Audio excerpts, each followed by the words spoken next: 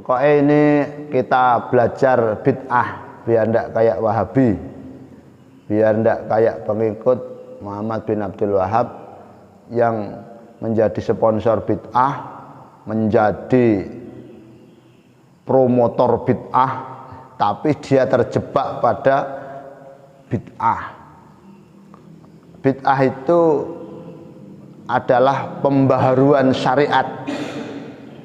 Pembaharuan syariat. Lah, awalnya dari dawuh Rasulullah Shallallahu Alaihi Wasallam, iyyakum wa muhdatsatil umur, fa inna kulla muhdatsat bid'atun, wa inna kulla bid'atan dolalatun, wa inna kulla dolalatin finnar.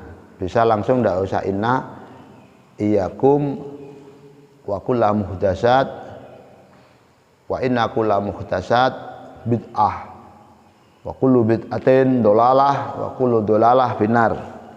Rasulullah memang wanti-wanti, memang mekas betul. Rasulullah memang betul-betul sampai memerah, antisipasi pada umat sahabat jangan sampai membaharui syariat. Takutlah engkau pada pembaruan, yang dimaksud adalah syariat, karena setiap pembaruan itu adalah bid'ah, setiap bid'ah itu adalah sesat.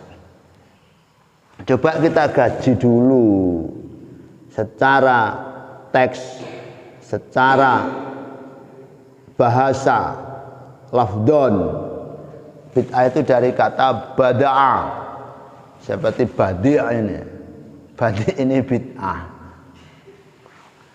Bada'a. Bada'a ini berawal dari Asmaul Husnah al-Badi', yang berarti mengawali dengan tanpa contoh. Mengawali dengan tanpa contoh. Ada bada'a. Kalau bada'a itu ibtida', mengawali, tapi bisa jadi dengan contoh. Kalau bada'a itu Allah punya sifat al-badi', mengawali semua perkara dengan tanpa contoh. Loh, kalau dari kosakata bada'a bid'ah itu mengawali dengan tanpa contoh, semuanya pelaku-pelaku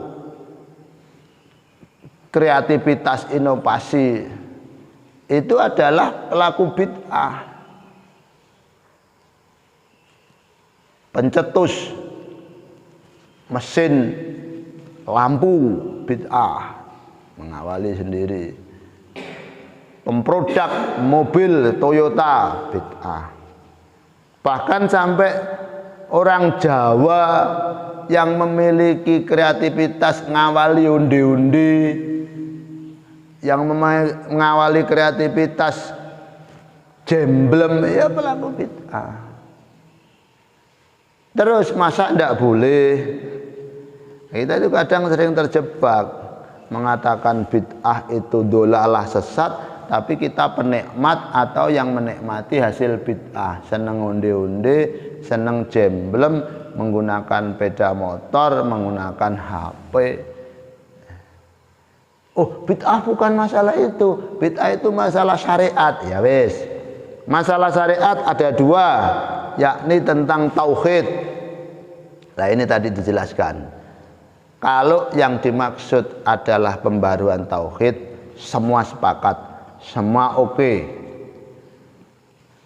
Pokok keluar dari tauhid Nabi Muhammad, keluar dari tauhid Quran, berarti dolalah, sesat. Sesat. Tidak boleh kita pindah dari tauhid Nabi Muhammad. Tak boleh pindah dari tauhid Quran. Yang kedua adalah ubudiyah. Lah, ubudiyah sendiri ya udah, bid'ah adalah pembaruan syariat. Berarti seluruh praktek yang telah dicontohkan oleh Nabi, seluruh praktek yang telah didalili oleh Nabi, oleh Al-Quran, ketika kita kok merusak, itu yang disebut bid'ah. Dan jelas dolalah. Contoh, Nabi sudah mencontohkan dengan dalil dan praktek sholat dengan bahasa Arab. Lah kok ada orang menggunakan sholat dengan bahasa Jawa, ada orang sholat dengan bahasa Madura, itu yang dolalah dan masuk bid'ah. Haji itu memang sudah dicontohkan dan dalil di Masjidil Haram. Lah kok ada orang haji di Banyuwangi, ada orang haji di Tasikmalaya, ada orang haji di Jember, itu yang dolalah, itu yang bid'ah. Sholat prakteknya Rasul dan dalilnya dengan menghadap kiblat, ini nisbatnya orang Indonesia, yakni menghadap ke barat agak miring ke kanan. Kok ada orang sholat Indonesia menghadap ke timur, itu dolalah, bid'ah. Ya mesti tuh wong merusak syariat. Jadi bid'ah itu baik yang secara tauhid maupun secara ubudiyah, semuanya praktek yang sudah dilakukan Rasul kok dirusak. Sudah dicontohkan Rasul kok dirusak, maka itu dolalah, itu bid'ah. Adapun hal-hal yang lain yang sifatnya kreativitas, sifatnya modifikasi, yang tidak dicontohkan Rasul, selama itu kebaikan, itu berarti memasukkan dua kemungkinan. Kalau jenengan katakan itu bid'ah, berarti juga harus membuka ruang dengan istilah bid'ah hasanah, seperti yang didawuhkan Imam Syafi'i radhiyallahu anhu, membagi bid'ah ada yang hasanah, ada yang sayyi'ah. Kalau hal-hal yang tidak ada pada zaman Rasul tapi kebaikan tidak mau memasukkan kepada bid'ah, ya harus membuat kotak sendiri dengan istilah lain, namanya a'malus sholihah, amal-amal baik.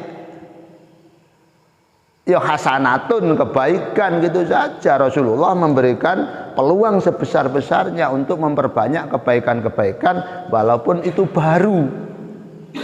Man sanna sunnatan hasanatan falahu ajruha.